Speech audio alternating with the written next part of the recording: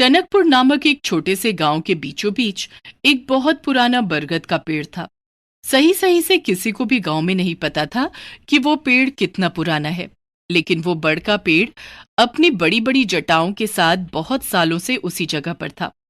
उसकी जटा इतनी लंबी और फैल चुकी थी कि गांव के मुखिया ने उसकी चारों तरफ एक बड़ा चबूतरा बनाने का सोचा। अरे मुखिया जी, ये तो आपने बड़ा अच्छा किया। अब थोड़ी देर सुस्ताने के लिए यहाँ पर बैठ सकते हैं। गर्मी के मौसम में इसके नीचे काफी ठंडक रहेगी। बस यही सब सोचकर हमने सोचा कि इसके नीचे एक बड़ा सा चबूतरा बना देते हैं, लोगों को बैठने में भी अच्छा लगेगा। उसी गांव में सुनीता नाम की एक औरत अपने दो बच्चों के साथ रहती थी। पति के चले जाने के बाद वही अपने बच्चों का ख्याल रख रही थी। एक दिन वो काम से लौट रही थी कि तभी वो सुस्ताने के लिए उस बड़ के नीचे चबूतरे पर बैठ जाती है। आज जो भी पैसा उसने कमाया था और जो सामान वहां से खरीद कर लाई थी, वो एक थैले में था। उसने उस थैले को साइड में रखा और चुपचाप बैठ गई।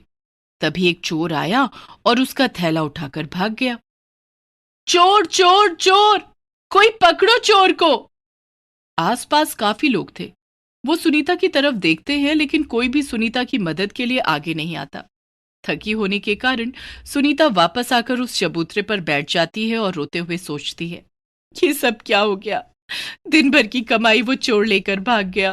कोई मदद के लिए भी आगे नहीं आया। अब मैं अपने बच्चों को क्या दूंगी? कितने दिनों बाद आज मैं उन दोनों के लिए कुछ सब्जी खरीद कर लाई थी। पैसे भी सब उसी थैली में थे। सब कुछ चला गया, सब कुछ। वो आसपास खड़े हुए लोगों को देखती है और फिर आंसू पोंछकर अपने घर चली जाती है। घर पर अरे माँ, तुम कहाँ रह गई थी? हम कब से तुम्हारा इंतजार कर रहे हैं। कुछ नहीं बेटा, आज मैं घर आ रही थी कि मेरा सामान चोरी हो गया। मैं तुम लोगों के लिए आज कुछ भी नहीं लेकर आई। ये तुम क्या कर रही हो माँ? तुमने तो अभी एक दाढ़ी वाले बाबा को भेजा था सामान लेकर। वो देखो, वहां कुर्सी पर रखा है। कह रहे थे तुम्हारी माँ थक गई है, इसलिए मैं सामान लेकर आया हूँ। सामान को देखकर सुनीता हैरान हो जाती है और सोचती है, कौन दाढ़ी वाले बाबा? उसका सामान तो कोई चोर लेकर भागा था। फिर सामान को सही सलामत और थैले में बहुत सारा सामान और रुपए देखकर सुनीता बहुत खुश हुई। अगले दिन उस चबूतरे पर रामदीन बैठा हुआ था। बूढ़े रामदीन को उसकी बहू ने सुबह ही घर से निकाल दिया था। अपना दुख वो किसी को नहीं बता पाया और आकर बड़ के नीचे बैठ गया। क्या जमाना आ गया है। जिस बेटे को पाल पोस कर बड़ा किया, सोचा बुढ़ापे में बुढ़ापे का सहारा बनेगा, उसी बेटे की बहू ने मुझे घर से निकाल दिया। अब मैं कहाँ जाऊंगा? ये सोचते सोचते रामदीन की आंख लग गई और वो वहीं पेड़ के नीचे लेट गया कि तभी उसके पैरों को उसके बेटे और बहू हिलाते हुए क्षमा मांग रहे थे। पिताजी, मुझसे गलती हो गई, घर चलिए। हाँ हाँ पिताजी, गलती हो गई है। मैंने इसे बहुत डांट लगाई। अब आप घर चलिए। ये सब क्या है? छोड़ो मेरे पैर। सुबह तो मुझे घर से निकाल दिया और अब घर ले जाने के लिए आए हो। ये सब क्या माजरा है?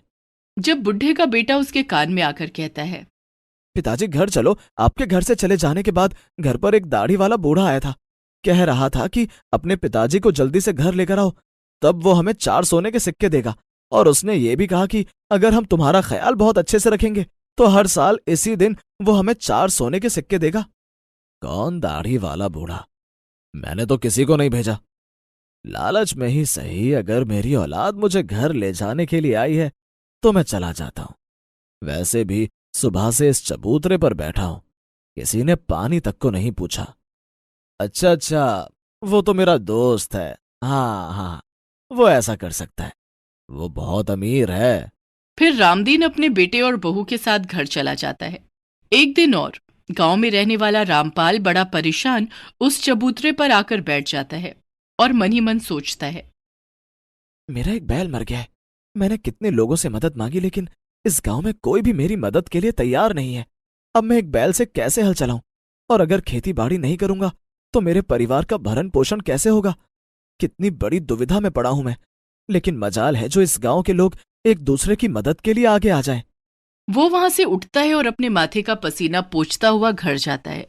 वहां उसकी पत्नी खुशी से उसका इंतजार कर रही थी। तुझे क्या हुआ? तू क्यों इतने दांत फाड़ रही है? 15 दिन हो गए हमारे बैल को मरे हुए। यहां मैं इतनी परेशानी में हूं और तू हंस रही है। रहने दो, मुझे उल्लू नहीं बना सकते हो। वो देखो, बैल तो वहां खड़ा है। तुमने ही तो अभी एक दाढ़ी वाले बाबा को यहाँ भेजा था। दाढ़ी वाले बाबा? मैंने तो किसी को नहीं भेजा। क्यों मजाक करते हो? और दाढ़ी वाले बाबा ने बोला कि ये बैल मैं रामपाल के कहने पर यहाँ छोड़कर जा रहा हूँ। और तो और देखो, उन्होंने एक बोरी गेहूं भी दिया है। कह रहे थे मेरी तरफ से बच्चों के लिए। दाढ़ी वाला बाबा? खैर मुझे क्या, मेरे को तो बैल चाहिए था, वो मिल गया। कम से कम मैं अपने खेत तो जोत पाऊंगा। रामपाल खुशी खुशी बैल के पास जाता है और उसके ऊपर हाथ फिराने लगता है। सुनीता, रामदीन, रामपाल तीनों में से कोई भी अपने साथ हुई बात को किसी को नहीं बताता। सबको अपनी पसंद की चीज मिल गई, इसलिए वो लोग अपनी दुनिया में ही खो गए। उस बड़ के पेड़ के नीचे बैठकर जो कोई भी अपनी परेशानी के बारे में सोचता वो उसका हल पा जाता। समय ऐसे ही बीतने लगा। 2-4 महीने निकल गए कि तभी एक दिन नई नवेली दुल्हन उस पेड़ के नीचे बैठी रो रही थी। आने जाने वाले लोग जानते थे कि ये किसके घर की बहू है, लेकिन किसी ने भी आकर उससे उसका दुख नहीं पूछा। कैसे मैं इस तरह अपने मायके चली जाऊं और अपने पिताजी से कहूं कि मेरे ससुराल वालों ने मुझे इसलिए घर से निकाल दिया क्योंकि उन्हें बहुत सारे पैसे चाहिए। मेरे पिताजी के पास इतने पैसे नहीं है। क्या करूं? क्या इस बड़ के पेड़ से लटक कर मर जाऊं, या अपने मायके जाऊं, या वापस ससुराल में जाकर उनके पैर पकड़ लूं? हे भगवान, मुझे कुछ समझ नहीं आ रहा, क्या करूं क्या ना करूं। भूख भी बहुत तेज लगी है। कल से उन लोगों ने खाने को भी नहीं दिया। वो इन्हीं सब बातों को सोच रही थी कि तभी वहां पर दाढ़ी वाले बूढ़े बाबा आते हैं। उनके हाथ में खाने का कुछ सामान था। वो आकर सुंदरी से कहते हैं, बेटी, तू सुबह से यहाँ भूखी प्यासी बैठी हुई है। ये ले, मैं तेरे लिए कुछ खाने को लाया हूं। तुम कौन हो बाबा? मैं तो तुम्हें नहीं जानती। लेकिन मैं तुम्हें जानता हूं। जिस दिन तुम इस गांव में आई थी उस दिन से जानता हूं। तेरे ससुराल वालों को भी मैं अच्छे से जानता हूं। बड़े लालची लोग हैं, लेकिन तू बिल्कुल भी चिंता मत कर। आज के बाद वो तुझे कभी परेशान नहीं करेंगे। जा अपने ससुराल जा। पर बाबा, वो मुझे बिना पैसों के घर में घुसने नहीं देंगे। अरे बिटिया, तू एक बार वहां जा तो सही। ठीक है बाबा, मैं आपके कहने से वहां चली जाती हूँ। खाना खत्म करके और बूढ़े बाबा को धन्यवाद देकर सुंदरी अपने ससुराल जाती है तो उसकी सास बड़ी खुशी खुशी उसका स्वागत करती है। ये देखकर वो बड़ी हैरान हो जाती है। अरे बहू, तू खुद ही वापस आ गई। मैं अभी सुनील को भेज रही थी तुझे लाने के लिए। लेकिन माँ जी, मैं तो अपने मायके नहीं गई। अरे कोई बात नहीं, तू वहां नहीं गई। चल घर के अंदर आ। तेरे पिताजी ने एक दाढ़ी वाले बूढ़े बाबा को यहाँ भेजा था। देखो तो 4 सोने के सिक्के देकर गया है और कहा कि अगर सुंदरी को अब कभी परेशान किया तो हमारी बेटी अपना ससुराल छोड़कर यहाँ मायके में आकर रहने लगेगी। सास अपनी बहू के लिए पानी लाती है और सुंदरी को समझ नहीं आ रहा था कि आखिर वो दाढ़ी वाले बूढ़े बाबा कौन थे। उस गांव में अब जब भी कोई परेशान होता वो उस पेड़ के नीचे बैठा होता तो वो दाढ़ी वाले बाबा सबकी मदद करते। लेकिन वो दाढ़ी वाला बाबा हैरान था कि उसने इतने लोगों की मदद की, लेकिन अब भी लोग एक दूसरे की मदद नहीं करते, ना ही उसके बारे में कभी कोई आपस में चर्चा करता है। एक दिन सुबह के समय बड़ी तेज आंधी तूफान आता है। पूरे गांव में पानी भर जाता है। गांव में अचानक आए जल प्रलय से सब परेशान थे। सभी लोग बड़ के पेड़ के नीचे आकर इकट्ठा होने लगे, क्योंकि वहां का स्थान ऊंचा था और उसके आसपास सब जगह सूखा पड़ा हुआ था।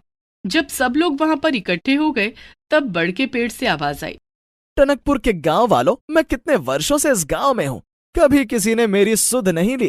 फिर इस मुखिया ने यहाँ पर चबूतरा बना दिया तो सब लोग यहाँ पर आकर मेरे सामने अपने दुख सुनाते। मैं सबकी मदद करता। गांव में अधिकतर लोग जानते हैं कि एक दाढ़ी वाले बूढ़े बाबा सबकी मदद करते हैं, लेकिन इस गांव के लोग इतने निर्दयी और बुरे हैं कि वो एक दूसरे की मदद नहीं करते और ना उनको मिली हुई सहायता के बारे में किसी को बताते हैं कि कोई परेशान आदमी यहाँ आकर मुझसे सहायता ले सके। बरगद के पेड़ को बोलता देख, हमें तो पता ही नहीं था कि हमारे गांव में एक जादुई बरगद का पेड़ है। मैं जानता हूँ यहाँ पर किसी को नहीं पता था, लेकिन जो कोई भी यहाँ बैठा और मैंने उसकी मदद करी वो सब जान गए थे कि उनकी मुराद कहाँ पूरी हुई है। लेकिन तब भी उन लोगों ने ना तो वापस आकर मेरा शुक्रिया अदा करा और ना ही किसी को मेरे बारे में बताया। तभी वहां पर खड़े हुए सभी गांव वाले मन ही मन सोना, चांदी, हीरे, जवाहरात उस जादुई बरगद के पेड़ से मांगने लगे। बरगद का पेड़ ये देखकर बड़ा गुस्सा हुआ और उसने सभी लोगों को बहुत डांट लगाई। मुझे बड़ा दुख है कि मैं इस गांव में इतने साल रहा जहां पर लोग एक दूसरे की मदद नहीं करते और अभी भी यहाँ खड़े होकर सिर्फ अपने लिए मांग रहे हैं। मुझे किसी की मदद नहीं करनी अब। ये कहकर वो जादुई बरगद का पेड़ वहां से गायब हो जाता है। सारे गांव वाले हैरान होते हैं कि अचानक से वो पेड़ कहाँ चला गया।